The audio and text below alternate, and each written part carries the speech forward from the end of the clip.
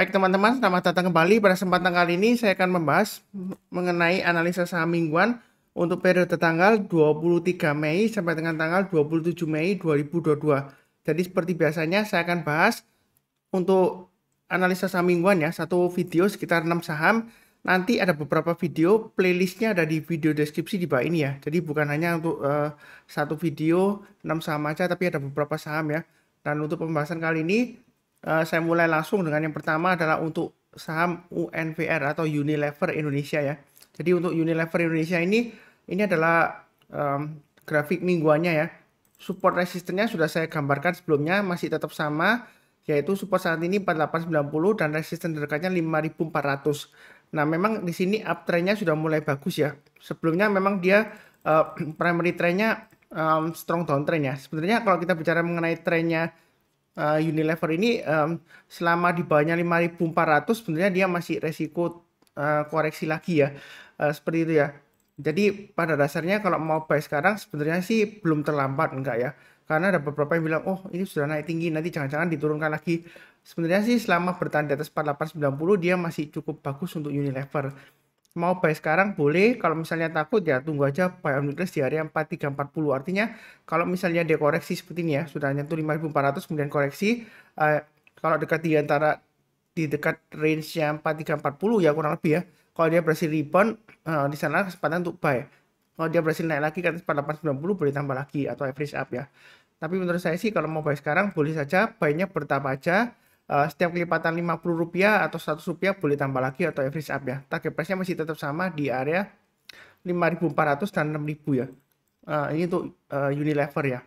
Kemudian dari grafik daily-nya, memang di sini terlihat dia lumayan bagus ya, uptrend-nya ya, masih bagus ya. Jadi kalau mau buy sekarang boleh, atau misalnya, oh Pak Sunar, saya takut kalau buy sekarang nanti koreksi, atau tunggu aja kalau pullback koreksi ya. Ya boleh aja tunggu di sekitar area 4340. Artinya kalau misalnya dia koreksi di 4340 kemudian berhasil rebound atau mantul barusan kita buy. Bukan berarti saya mengharapkan koreksi, enggak ya. Saya doakan masih tetap naik. Ini karena MA20-nya masih mengarah ke atas ya. Dan ini masih berada di atasnya MA20-nya ya. Jadi sejauh ini uptrendnya masih cukup bagus ya, reboundnya. Buy-nya bertahap aja, jangan terlalu takut tapi jangan terlalu agresif juga ya. Jadi kalau naik boleh tambah lagi atau average up, tapi kalau turun jangan di average down ya. Kecuali kalau Anda mau buy on weakness, tunggu aja di area 4340. Artinya kalau dia sudah berhasil rebound, berhasil kita buy. Nah, kalau misalnya masih turun lagi ya tunggu aja di area 3800. Tapi perlu diingat 3800 adalah support psikologisnya ya. Artinya kalau dia gagal bertahan di atasnya 3800, lebih baik jual dulu semuanya dan lupakanlah dulu untuk Unilever, karena kalau dia selama berada di bawahnya 3800 dia masih resiko ya. Dan untuk Unilever ini terus terang saya masih punya sahamnya ya. Jadi terakhir dia berhasil naik, saya tambah lagi. Terakhir pun saya sudah share di grup kecil saya di angka 5050 ya. Saya sudah tambah lagi atau average up. Jadi sebenarnya untuk Unilever ini uptrendnya masih cukup bagus, baiknya bertahap aja. Jangan terlalu takut tapi jangan terlalu agresif juga ya. Mudah-mudahan dia lancar naik ke atas 6000. Kurang lebih cukup ya. Oke, berikutnya untuk AMSP. Nah, kalau kita lihat di sini memang primary trend sebelumnya dia downtrend ya. Dan di sini saya sudah gambarkan 1035 adalah areanya untuk buy on weakness ya. Jadi buy on weakness itu kalau dia koreksi dalam, kemudian dia berhasil rebound, di sanalah kesempatan kita untuk buy. Jadi kalau dia belum berhasil rebound, belum mantul ya kita jangan buy dulu ya. Lebih baik tunggu. Resisten terdekat berikutnya adalah di area 1195. Itu untuk AMSP. Jadi sebenarnya kalau mau buy sekarang boleh saja tapi jangan terlalu banyak ya. Ada kemungkinan mungkin ini naik, sentimen pembagian dividen bisa saja, tapi juga waktunya untuk rebound juga sudah bisa juga ya, seperti itu ya. Kalau misalnya takut ya tunggu aja buy weakness di area 1035 ya, saya naikkan lagi ya. Jadi kalau yang mau buy sekarang boleh ya, karena ini nggak terlalu jauh dari 1035. Buy-nya bertahap aja, kalau dia naik lagi kita tambah lagi atau average up. Target price terdekatnya di resistance 1195. Nah, kalau dia berhasil naik ke atas 1195, masih ada peluang untuk naik lagi ya. Di sini kalau saya gambarkan resistance berikutnya di 1330 ya. Itu kurang lebih untuk AMSP. Nah, kalau kita perhatikan di sini dari daily chart-nya ya. Ini sebelumnya sudah saya gambarkan ada formasi rounding bottom ya. Jadi kalau dia berhasil breakout naik ke atas 1035, ini target berikutnya kurang lebih di 1170 sampai dengan 1200 masih kemungkinan bisa tercapai ya. Jadi uptrendnya untuk HMSP ini masih ada harapan dan masih bagus ya. Kalau mau buy silakan. Ini garis-garisnya sudah saya berikan ya. Naik ke atas 1065 boleh buy atau tambah lagi. Naik ke atas 1085 tambah lagi atau average up, naik ke atas 1125 tambah lagi ya. Kurang lebih seperti itu ya. Jadi ini uptrendnya masih bagus, mau buy silakan. Belinya bertahap aja, jangan terlalu takut tapi jangan terlalu agresif juga ya. Jadi kalau naik kita tambah lagi, kalau turun jangan di average down. Jadi trading itu mudah kalau sudah ada acuannya, di mana kita pasang trailing stop, di mana kita pasang stop loss, kemudian kalau dia naik kita buy up atau average up-nya di mana ya, seperti itu ya. Ini sudah saya gambarkan garis-garisnya, tinggal ikutin aja, mudah banget ya. Kebanyakan yang ikutin saya ikut garis-garisnya ini lumayan profit ya, dalam arti kalaupun gagal atau loss ya kan, pasang trailing stopnya atau stop loss sesuai dengan garis-garis yang sudah saya berikan, biasanya sih ruginya misalnya terukur ya, karena sudah pasang trailing stopnya dan stop lossnya ya. Kurang lebih seperti itu. Berikutnya untuk INDF. Nah ini sudah saya sebutkan INDF trading range-nya ya. Jadi sudah lama saya bahas, bukan karena sudah naik itu saya bahas, enggak. Bahkan sebelum dia masih formasi di sini ya, pipe bottom ya saya sudah sebutkan ya. Kalau mau buy on weakness, istilahnya spekulasi tangkap pisau jatuh ya, tapi dia sudah mulai rebound, silakan ya naik ke atas 6075, target price terdekatnya di 6650. Sebenarnya memang untuk INDF ini dia berada di area sideways-nya lumayan lama ya. Kalau kita perhatikan ini dari mulai tahun 2021 ya, ini dia sideways-nya lama di range-nya kurang lebih 6075 sampai 6650. Nah, sekarang kan sudah hampir dekat dengan resistennya 6650. Apakah boleh buy sekarang Pak Sunar? Kalau mau buy sekarang sih masih boleh aja. Atau kalau misalnya takut tunggu aja buy on weakness, kalau misalnya dikasih seperti ini ya. 2 minggu lalu kan dikasih ya. Ketika dia koreksi kemudian rebound, nah selalah kesempatan kita untuk buy. Jadi buy-nya itu kalau sudah berhasil mantul atau rebound. Kalau dia belum berhasil rebound ya jangan buy dulu. Naik ke atas 6650, kalau mau buy hasil higher silakan ya. Target berikutnya masih memungkinkan ke 6950. Nah, kalau dia berhasil breakout lagi Pak Sunar, apakah masih bisa naik lagi? Masih ada peluang naik ke 7425. Nah, mungkin ada semacam ketakutan sentimen itu bagaimana Pak Sunar? Bahan baku untuk bahan bakunya kan katanya ada kenaikan ya seperti itu ya. Sebagian besar produk INDF itu sebenarnya INDF itu dia produknya berbagai macam ya, dan juga dia menaungi ya, istilahnya membawai beberapa perusahaan atau anak perusahaan ya. Jadi sejauh ini memang INDF itu dari dulu memang dia kalaupun naik dia nggak lama turun lagi ya seperti itu ya. Istilahnya sahamnya itu kalau kita perhatikan secara monthly-nya itu sudah dari 2013 ya, itu kurang lebih ya range-nya sekitar 5.750 sampai dengan 7.425 lah ya. Walaupun dia sudah berhasil breakout ke atas ya paling nggak sekitar 8.500 sampai dengan 9.000 ya.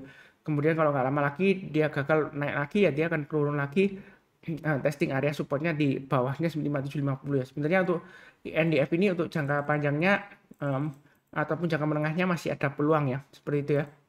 Ini weekly chart-nya kurang lebih seperti itu. Kemudian kalau dilihat dari daily chart-nya, ini range-nya sudah saya sebutkan juga ya. Naik ke atas 6.300 boleh buy, target price dekatnya di 6.600. Memang kalau kita lihat di sini ini sideways ya, di tengah-tengahnya. Jadi strateginya buy on weakness saja di 6.100 atau 6.300 ya. Nah, kalau misalnya dia berhasil breakout naik ke atas 6.600, boleh buy up atau tambah lagi atau average up ya. Target price berikutnya di 6.900. Jadi kurang lebih seperti itu. Trading di INDF ini lumayan mudah ya. Kalau kita sudah tahu trading range-nya ya. Jadi ini sudah saya gambarkan 6.100, 6.300, 6.300, 6.600, kemudian 6.600, 6.900 ya. Jadi artinya itu kalau misalnya mau buy weakness ya tunggu aja di 6.300 ya. Jadi seperti ini ya. Ini kan sudah tembus ke atas kemudian dia koreksi. Nah, ketika dia rebound mantul ke atas barusan kita buy. Atau tunggu di bawahnya lagi 6.100. Tapi kalau turun di bawahnya 6.100 jangan buy on weakness lagi ya, karena kalau dia gagal bertahan di atas 6.100 ya, dia kecenderungan turunnya dalam ya, seperti itu ya. Mungkin ada yang argue, oh Pak Sunar, sejauh ini kan dia turun di bawah 6.100 kan masih bisa naik lagi ya. Iya memang kalau sudah terjadi ngomongnya gampang ya, misalnya ini ya, wah Pak Sunar saya belinya di 5.700 ya. Padahal kalau di 5.700 langsung buy itu resiko ya. Iya kalau dia berhasil naik sudah terjadi ya ngomongnya gampang. Bisa aja keluar-keluar, wah Pak Sunar, ini loh saya buynya di bottom gitu ya. Nah, ini bottomnya gitu ya. Ya, semua saham memang kalau sudah naik gampang ngomongnya seperti itu ya. Oh, ini bottomnya di sini. Tapi kalau kita bicara mengenai tren saham ya, biasakan ya kalau kita fokus ke analisa dasar teknikal ya. Kalau trennya masih turun ke bawah ya kita tunggu aja kalau dia sudah berhasil rebound. Nah, ini sudah pernah saya sebutkan juga ada formasi seperti double bottom ya. Makanya saya sudah gariskan di sini paling awal kalau mau buy ya tunggu naik ke atas 6.100 ya. Ini sudah saya bahas di video khusus analisa 7 saham yang lagi downtrend ya. Dan ini sudah lumayan berhasil naik ya. Mudah-mudahan lancar terus naik ke atas 6.600 dengan targetnya di 6.900. Kurang lebih seperti itu. Maaf. Berikutnya untuk ICBP. Jadi ICBP ini apakah masih ada peluang Pak Sunar? Sebenarnya masih cukup bagus ya. Dia range-nya kalau kita lihat di mingguannya itu di supportnya 7.600, resistennya di 8.300. Jadi kalau mau buy sekarang boleh aja, tapi buy-nya bertahap aja ya. Kalau dia naik lagi setiap kelipatan Rp50 atau Rp100 kita boleh tambah lagi atau average up. Jadi masih ada peluang untuk naik lagi ke atas 8.300 ya. Untuk ICBP ya. Jadi buy-nya bertahap aja. Boleh buy weakness nggak Pak Suntar di area 7.600 boleh ya. Jadi kalau misalnya dia koreksi turun di bawah 7.600, kalau berhasil rebound atau mantul, di sanalah kesempatan kita untuk buy ya. Jadi kurang lebih seperti itu untuk ICBP ya. Mudah-mudahan dia lancar. Nanti setiap kelipatan Rp50 atau Rp100 kalau dia sudah berhasil naik ke atas 8.300, silakan tambah lagi atau average up ya. Itu kurang lebih untuk ICBP weekly-nya seperti itu. Kemudian untuk daily chart-nya area buy weakness sudah saya gambarkan di 7625 ya. Nah, kalau misalnya nggak dikasih ya kita buy high sell higher aja. Naik ke atas 8.075 sebenarnya sih masih cukup bagus ya. Kita belinya bertahap aja. Nanti setiap lipatan Rp50 atau Rp100 kalau mau tambah lagi ya. Atau di average up silakan. Jadi belinya bertahap aja. Ini sudah mulai mengarah ke atas ya MA20-nya ya. Jadi mudah-mudahan aja dia lancar. Breakout ke atas 8.500 boleh tambah lagi ya silakan ya. Target price berikutnya dia akan menguji resisten 8975. Memang sebelumnya dia sideways di area 8.500 sampai dengan 8975 ya. Jadi mudah-mudahan dia berhasil bangkit kembali. Jadi kalau naik ke atas 8.075 jangan ragu-ragu untuk buy ICBP ya. Sejauh ini masih cukup bagus ya. Jangan lupa juga pasang trailing stopnya atau stop lossnya. Nah kalau misalnya sudah buy, ini kan range-nya supportnya agak jauh ya di 7625. Nah kalau mau pasang stop lossnya atau kalau misalnya sudah buy dari bawah ya ngikutin saya ya. Nah, 7625 ke atas ya pasang aja trailing stopnya atau stop lossnya gunakan acuan di 7875 dan swing low-nya di sini ya 7750. Jadi turun di bawahnya 7875, jual dulu sebagian, turun lagi di bawahnya 7750 ya. Jual dulu semuanya. Jadi itu strateginya untuk ICBP. Kalau naik lagi boleh tambah lagi atau average up setiap lipatan Rp50 atau Rp100 ya kalau dia berhasil naik. Jadi strateginya seperti itu, jangan terlalu agresif tapi jangan terlalu takut-takut. Itu kata kuncinya. Kurang lebih cukup. Berikutnya untuk emiten industri jamu ya. Emiten Sido. Jadi Sido ini memang sejauh ini memang fundamentalnya masih cukup bagus dan kalau kita gambarkan di sini ya saya sudah gambarkan trading range-nya di 935 sampai dengan 1000 ya. Jadi ngikutin channel saya harusnya sudah buy. Ini lumayan bagus ya selama dia bertahan di atas 935. Kalau dia naik lagi boleh tambah lagi atau average up ya. Naik ke atas 1000 boleh tambah lagi nggak Mas Sunar? Boleh ya. Target price berikutnya sekitar 1100 atau maksimum paling nggak ya sekitar checkpointnya 1070 atau 1050 lah ya. Kurang lebih seperti itu ya. Jadi sejauh ini masih cukup bagus kalau mau buy situ. Nah untuk daily chartnya area buy weakness sudah saya sebutkan di 950 ya. Kemarin hari Jumat 20 Mei sudah dikasih ya. Jadi koreksi kemudian berhasil rebound. Nah di sini kalau dia berhasil naik ke atas 970 boleh tambah lagi atau average up ya. Target price berikutnya di 1000, 1025 dan 1070. Jadi trading itu mudah kalau sudah ada acuannya di mana kita pasang trailing stop atau stop loss ya. Seperti ini ya kalau mau buy sekarang boleh aja. Selama dia di atas 950 masih cukup bagus. Jadi pasang stop lossnya di 950 dan 935. Kalau naik lagi kita boleh tambah lagi atau average up. Tapi kalau turun jangan di average down ya seperti itu ya. Pasang trailing stop dan stop loss sesuai dengan resiko profil masing-masing. Maksimum stop lossnya di 900. Artinya kalau dia gagal bertahan di atas 900 ya, silakan jual dulu. Jadi ngikutin saya dari awal ini area buy on 900 sudah saya gambarkan. Jadi kalau dia berhasil rebound silakan buy ya seperti itu ya. Mudah-mudahan dia lancar sampai 1025 ke atas dengan target price berikutnya di 1070. Itu kurang lebih untuk Sido ya, emiten industri jamu dan farmasi. Mudah-mudahan aja lancar, kurang lebih cukup. Berikutnya gudang garam ya. Jadi saya tadi di awal yang kedua saya bahas emiten rokok ya, HMSP. Nah ini gudang garam. Memang kalau kita bicara mengenai gudang garam ini, dia kecenderungan downtrendnya masih cukup kuat ya seperti ini ya. Ini masih cukup kuat. Namun kalau kita lihat di sini ya, dia memang testing area supportnya ya. 2 minggu yang lalu dia sempat lower low ya. Ini area sempat lower low-nya di 29850. Seperti itu ya. Kalau kita lihat di sini, ini kan low-nya di 29925 ya. Jadi tempat lower low di 29850. Nah, yang terakhir penutupan minggu lalu memang kalau kita lihat, wah, candle-nya masih kecil Pak Sunar. Nah, kalau strateginya seperti ini, mau buy sekarang, sebenarnya sih boleh dikatakan ini tangkap pisau jatuh, tapi dia sudah di area supportnya beberapa bulan ya, seperti itu ya. Mulai dari kejatuhannya dulu sampai Agustus ini bertahan di atasnya 29850 ya. Ini yang terakhir 2980, 29850 memang dia lower low ya. Jadi strateginya kalau mau buy sekarang boleh aja, tapi jangan terlalu banyak ya. Tapi kalau saya sarankan lebih baik kalau mau buy tunggu aja kalau dia sudah berhasil naik ke atasnya ini ya. 31650. Jadi kenapa kita harus tunggu 31650? Karena kalau berdasarkan sebelumnya ya, kalau dia gagal atau sudah naik ke atas 31650 kemudian turun lagi ya. Nah, di sanalah kesempatan kita untuk pasang stop loss-nya ya. Nah, kalau sudah berhasil breakout ya kita boleh buy ya. Jadi buy-nya bertahap aja, jangan terlalu takut tapi jangan terlalu agresif ya. Lebih baik tunggu breakout aja naik ke atas 31650 buy. Kemudian target price terdekatnya di area 31650 ya. Maaf. Target price terdekatnya di 33575. Nah, kalau dia berhasil breakout lagi naik ke atas 33575, target price berikutnya adalah kurang lebih di area swing high di sini ya. Itu di area 36.050. Jadi untuk gudang garam ini mau buy sekarang boleh aja tapi masih resiko ya. Jadi jangan terlalu banyak. Lebih baik tunggu aja kalau dia sudah naik ke atas 31650 buy, naik ke atas 33575 tambah lagi dan seterusnya. Mungkin ada yang berpendapat tuh Pak Sunar kenapa nggak beli sekarang? Ya kalau kita lihat di sini ini sudah lama ya. Ini berbulan-bulan dia kurang lebih naik, nggak lama lagi turun lagi ya. Kalau kita lihat dari terdekatnya aja dia ini kurang lebih sekitar 1,5 bulan ya. Nah dia gagal bertahan di atas 31650 dia turun lagi ya. Jadi tunggu aja kalau dia sudah berhasil naik lagi ke atas 31650 barusan kita buy. Buy-nya bertahap aja, jangan takut ketinggalan ya.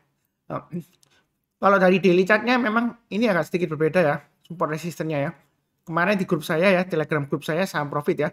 Ada yang tanya, Pak Sunar, gudang garam sudah boleh buy belum? Nah, kalau saya bilang kalau mau buy boleh aja, tapi pasang acuan stop loss-nya di 30.475, maksimum di 29.850 ya, kalau mau pasang stop loss-nya. Jadi kalau dari daily-nya memang dia kurang lebih sideways-nya di area 30.475 dan 32.275. Nah, sebenarnya kalau mau buy lebih baik tunggu aja, paling cepat ya naik ke atas 31650 lah barusan kita buy ya. Kemudian naik lagi ke atas 32275 tambah lagi naik lagi ke atas 32725 naik lagi atau average up ya. Tambah lagi atau average up. Jadi strateginya seperti itu. Jangan terlalu agresif tapi jangan terlalu takut-takut juga ya.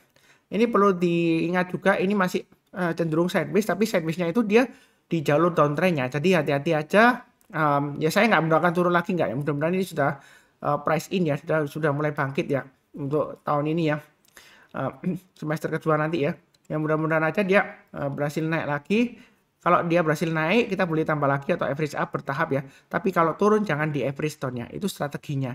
Jadi kurang lebih seperti itu. Jadi sudah ada 6 saham yang saya bahas untuk video kali ini. Nanti berlanjut ke video-video yang lainnya ya. Jangan lupa cek playlistnya ada di video deskripsi di bawah ini. Sekian. Seperti biasanya yang barusan kenal channel Saham Profit jangan lupa subscribe, like, nyalakan lonceng notifikasinya. Kemudian kalau ada pertanyaan silakan tulis di kolom komentar ya.